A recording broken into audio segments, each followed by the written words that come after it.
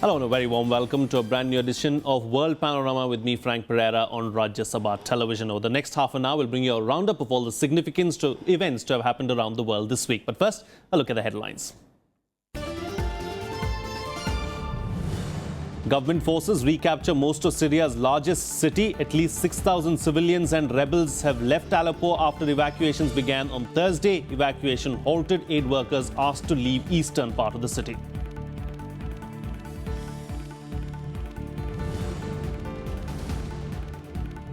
China is seriously concerned after Trump questions One China policy. President-elect says he sees no reason why the US should continue abiding by policy unless a bargain is reached with Beijing involving trade.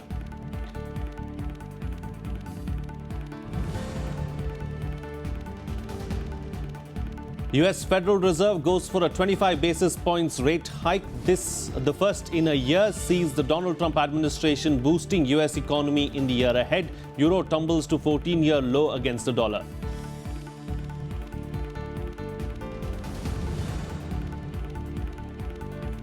India and Indonesia decide to expand defense and maritime security ties. Both countries also decide to boost trade and investment in the areas of oil and gas, renewable energy, information technology, and pharmaceuticals.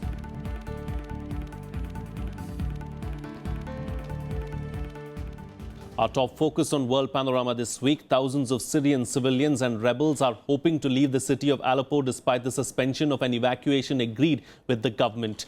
There are also expectations that some 4,000 people will be evacuated from two towns, Kefraya and Foa, loyal to the government and besieged by rebels. But the government stopped convoys from leaving the city on Friday, saying rebel fighters had fired on them. Rebels said pro-government forces opened fire. Meanwhile, the United Nations Security Council is also expected to vote over the weekend on a French-drafted proposal to ensure the operation is coordinated by international observers, with humanitarian aid allowed into Aleppo and hospitals given protection. Meanwhile, residents of East Aleppo are sending out desperate messages imploring the international community to save them as they are trapped in besieged districts of the Syrian city. This as heavy bombardment continues with the Syrian army and its allies in the last moments before declaring victory in Aleppo. Government forces have taken control of almost the entire territory once held by the rebels.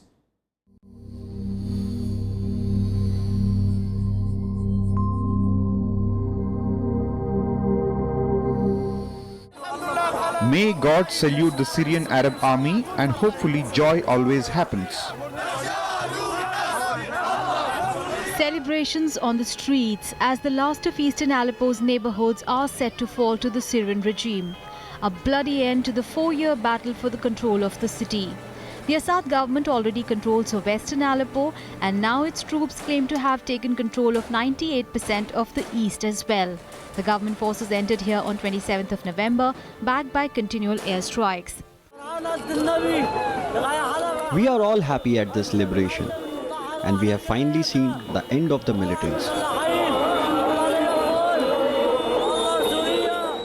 But for the Aleppo civilians caught in the crossfire, there is no respite. Tens of thousands continue to be trapped in a handful of rebel-held districts. They are sending out SOS messages saying they do not know where to take shelter from bombardment. Syria's Russian allies have rejected the idea of pauses in the bombing to allow people to leave or allow injured children to be evacuated. The United Nations and Red Cross have appealed for civilians to be protected. As government forces claim to have captured almost the entire city, opposition says its resolve to remove President Assad from power has not wavered. If Assad and his allies think that a military advance in certain quarters of Aleppo signifies that we will make concessions, then that will not happen. Not at all. The statement does not bode well for residents of Aleppo, 1 lakh of whom are still living in the enclave. And for those who are returning to their homes as they are faced with the daunting task of rebuilding their homes and communities. Bureau Report, Rajya Sabha TV.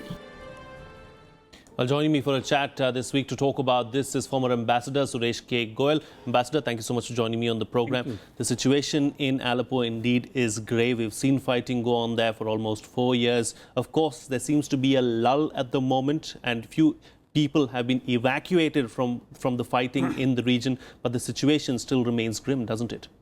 Situation is grim in the sense that evacuation is basically the need to evacuate the civilians from the area requires a huge effort. As I was seeing the developments over the last night, apparently those evacuation efforts being done, but they got stymied basically because in certain pockets, the rebels were not prepared to let the Shias be evacuated. They were holding them. So in essence, even though the humanitarian situation is grim, it has become again a game of political brinkmanship in that area. The reason simply being that Aleppo coming to Syrian hands, or the government forces again reasserting the control over Aleppo, will be a major turning point, really speaking, in the fortunes of the war in Syria. Indeed. This is a major victory for Assad, isn't it? Absolutely. Absolutely. And therefore, what I sense here is that all reasons will be used, every pretext will be used to make sure that Assad doesn't get away with this. And that's the reason you see all these hectic parleys, the hectic efforts, etc., in the UN. We feel sad about but the violence has been going on in Aleppo not just now. I mean, now this is the time basically when the rebels, ISIS, etc., are actually being made to leave the city. But the violence there and the civilian casualties have been happening there for the last 4 years, even before the Syrians came in. Not to defend anything at all, but the fact is that it's a situation which has been a making not just of Assad, but it has been making of all the powers who have seen it fit to hold Syria to ransom, to hold Syria to their own ambitions, because they wanted a regime change. Indeed. In Syria.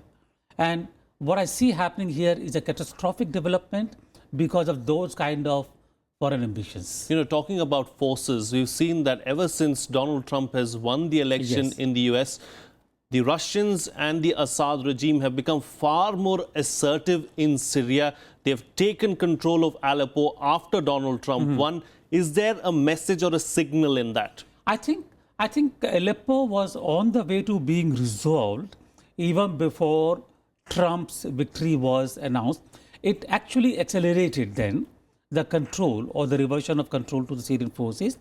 What I see happening here again is that probably, as Trump indicated, that he does not see regime change in Syria as a sine qua non for calling for peace or truce in Syria. Since on this issue, both Russia and US or the president-elect now seem to see eye to eye, it has clearly encouraged Syria and the Russian forces to go full steam ahead in terms of taking control of Aleppo from the rebel forces. Indeed. You know, is this something that we need to watch out for? Russia really taking control of West Asia that Obama was trying desperately to keep under wraps and keep under him over the last 8 years? Of course, it's a development of interest, but I think we should also really, in a sense, be happy finally that that kind of policies of changing inconvenient regimes is not going to be that kind of dominant or the primary policy in the area. We have never supported regime change, but it seemed to have gained currency over the last 4 or 5 years for various reasons.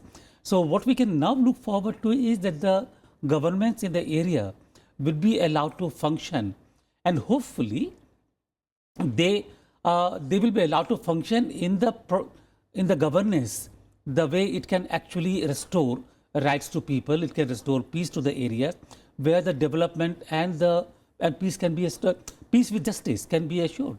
You know, talking about development and talking about the area itself, the Islamic State has had significant control over the last couple of years. But of late, we've seen that the Islamic State is losing ground in Iraq. It's losing ground in Syria as well. So on the whole, for the area that you are talking about, it's a positive development, isn't it? Because at the end of the day, a world without Islamic State is a better world for everyone. I agree with you there, but I will not be so complacent to say that yes, finally ISIS or Daesh is being now taken care of. I think Daesh still has a lot to go with. They still control lots of financial resources. They still control substantial amount of oil resources, both in Syria and in Iraq. So I don't think that we can be complacent that finally we are seeing the end of Daesh. We need to be still more vigorous in our campaign against them. And the day it happens that the Daesh actually is finally rid of Daesh, that will be the day to celebrate, really speaking, yes. Indeed. All right. On that note, we'll have to leave it at that. Thank you so much, Ambassador, for joining me on the program and putting things into perspective for us.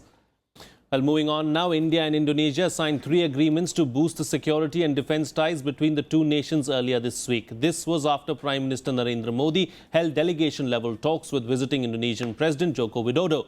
Combating terrorism and economic partnership remained the major focus of the meetings. Here's more.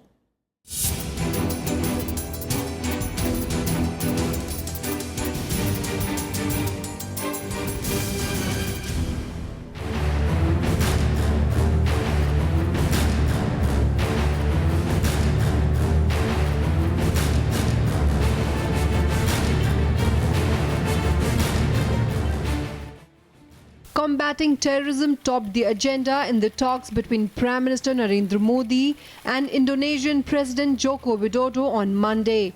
In a joint media address with visiting Indonesian President, Prime Minister Narendra Modi said India and Indonesia have agreed to give top priority to their defence and security ties in order to jointly tackle terrorism and organised crime. We agreed to prioritize defence and security cooperation. Two important maritime nations that are also neighbors, we agreed to cooperate to ensure the safety and security of the sea lanes in disaster response and environmental protection. The joint statement on maritime cooperation outlines the agenda of our engagement in this field. The Prime Minister also asserted that the two nations share the value of democracy, diversity and social harmony and have nurtured strong bonds of business and culture. On his part, Widodo said Indonesia wanted to increase bilateral trade ties and diversify exports to India. Indonesia also wishes to diversify its export products to India. We also discussed effort to increase investment cooperation.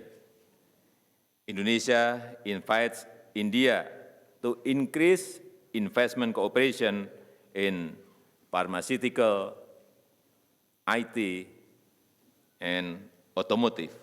The two countries signed 3 agreements after the delegation-level talks at Hyderabad House in New Delhi.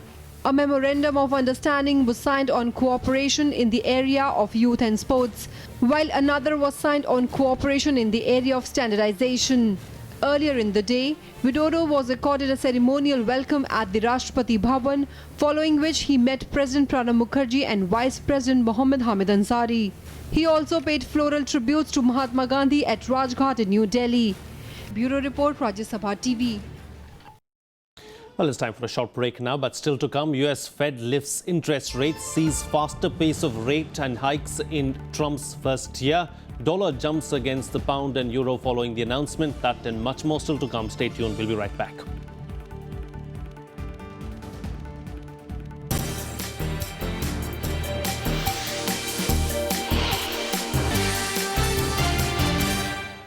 Welcome back. You're watching Rajya Sabha Television.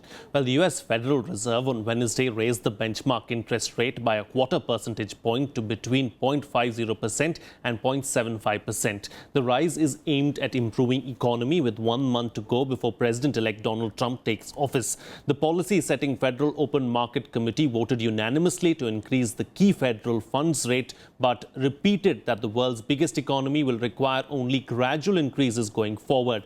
The rate increase from the previous range of 0.25 to 0.5% is the first hike since December 2015 and only the second time since the 2008 financial crisis. Today, the Federal Open Market Committee decided to raise the target range for the federal funds rate by 1/4 percentage point, bringing it to 1/2 to 3/4%. In doing so, my colleagues and I are recognizing the considerable progress the economy has made toward our dual objectives of maximum employment and price stability.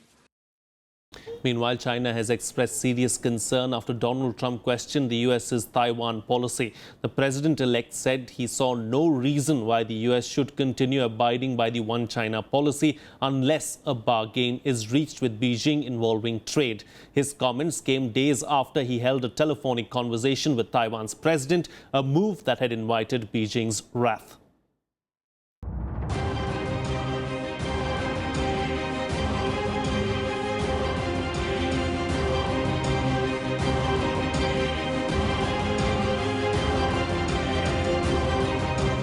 US President-elect Donald Trump once again signaling a willingness to confront Beijing. In an interview to a TV news channel, Trump expressed doubts about continuing to abide by the One China policy. This came days after Trump set off a diplomatic controversy with Beijing when he took a call from leader of Taiwan that China considers as a breakaway province. I fully understand the One China policy, but I don't know why we have to be bound by a One China policy unless we make a deal with China, having to do with other things, including trade. I mean, look, we're being hurt very badly by China with devaluation, with taxing us heavy at the borders when we don't tax them, with building a massive fortress in the middle of the South China Sea, which they shouldn't be doing, and frankly, with not helping us at all with North Korea. Trump also said China was not cooperating with the US on its handling of its currency, on North Korea, or on tensions in the South China Sea. Trump's comments triggered a furious response from China's state-run Global Times newspaper, which in an editorial described the US president-elect as a child, ignorant of foreign policy. China's foreign ministry also expressed serious concern, adding that if Trump ditched to One China policy, bilateral cooperation will be out of the question. Upholding the One China principle is the basis for developing China-US ties. If this basis is interfered with or damaged, then the healthy development of China-US relations and bilateral cooperation in important areas is out of the question.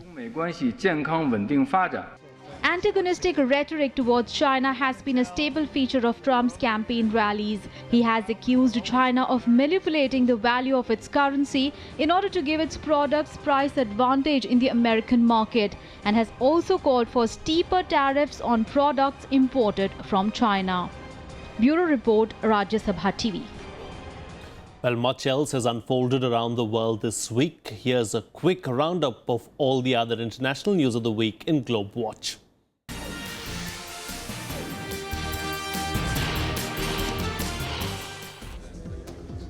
European leaders agreed on Thursday to extend sanctions against Russia for another 6 months and also struck a deal with the Netherlands over a cooperation pact involving Ukraine.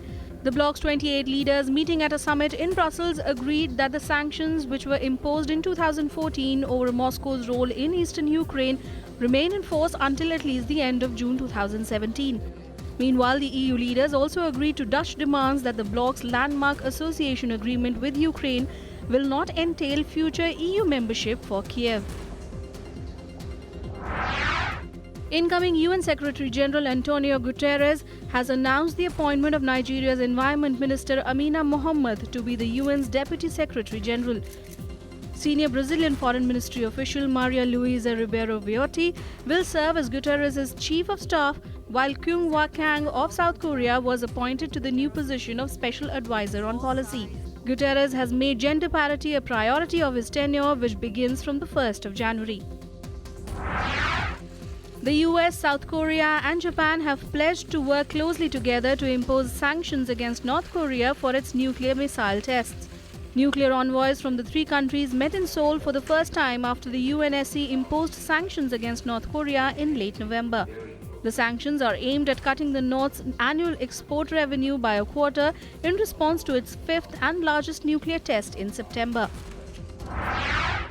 The Venezuelan government has announced it will replace the country's highest denomination banknotes with coins within 72 hours. It hopes swapping the 100 Bolivar notes will help to stop smuggling and tackle shortages of food and other items. Venezuelans now have 10 days from Wednesday to exchange the notes for coins and new high-value bills. Facebook has announced new features to help combat fabricated news stories on the world's largest social network. New reporting features are being rolled out along with other changes designed to combat the spread of misinformation. Facebook was widely criticized last month after some users complained that fake news had influenced the US presidential election. The new features include the ability to flag fake stories as well as possible future changes to Facebook's algorithm.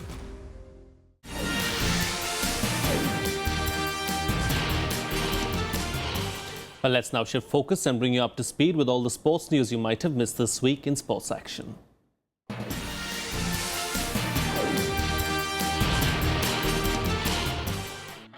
Barcelona forward Luis Suarez agreed to a new contract with the Spanish champions that includes a $200 million buyout clause. The former Liverpool player has scored 97 goals and won 8 trophies since moving to the Nou Camp in July 2014. A Barca statement said the contract, which ties the 29-year-old Uruguay international to the club until 2021, was signed on Friday. The South American trio of Suarez, Messi and Neymar scored a combined 131 goals in all competitions last season as they won La Liga and the Copa del Rey. Kashima Antlers became the first Japanese side to reach the Club World Cup final when they beat Colombia's South American champions Atlético Nacional 3-0 on Wednesday. Kashima's first goal came after 33 minutes when Shoma Doi converted a penalty given for an off-the-ball trip. Yasushi Endo scored the Antlers' second after 83 minutes when he took advantage of an error by goalkeeper Franco Armani to backheel a loose ball into the empty net. 2 minutes later, substitute Yuma Suzuki side-footed home a third from close range. Meanwhile, Real Madrid too booked their place in the Club World Cup final by beating Club America 2-0 in Yokohama. Real will play the Japanese champions Kashima Antlers in Sunday's final, looking to become world champions for the second time in 3 years and earn a record 21st international title. Karim Benzema put the Spanish giants ahead in the first half injury time with a clean finish. Ronaldo, the Ballon d'Or winner, rounded off a far stronger performance from Real after the interval with a powerful finish in the 93rd minute. Britain's Andy Murray and Germany's Angelique Kerber were named ITF World Champions on Tuesday, capping stellar years for the men's and women's world number ones. Murray won 9 titles in a milestone year that ended with him beating rival Novak Djokovic to win the ATP Tour Finals and seal the year-end rankings top spot. Kerber too enjoyed an equally impressive season, winning the Australian and US Open titles as well as an Olympic silver medal in Rio. She became the first German to win the award since Steffi Graf claimed the last of her 7 in 1996. Chinese 5-time Olympic gold medalist diver Wu Minxia tearfully announced her retirement on Thursday, saying her physical condition prevented her from continuing in the sport. Wu took home 5 golds in 4 Olympics, most recently winning the women's 3-meter synchronized springboard in Rio in August. After seizing gold in Rio 2016, Wu made Olympic history by winning the most Olympic medals in diving with 5 golds, 1 silver and 1 bronze. Wu is one of only 2 Chinese divers to win 5 Olympic golds, the other being 23-year-old Chen Rolin, who also announced her retirement earlier in October due to a neck injury.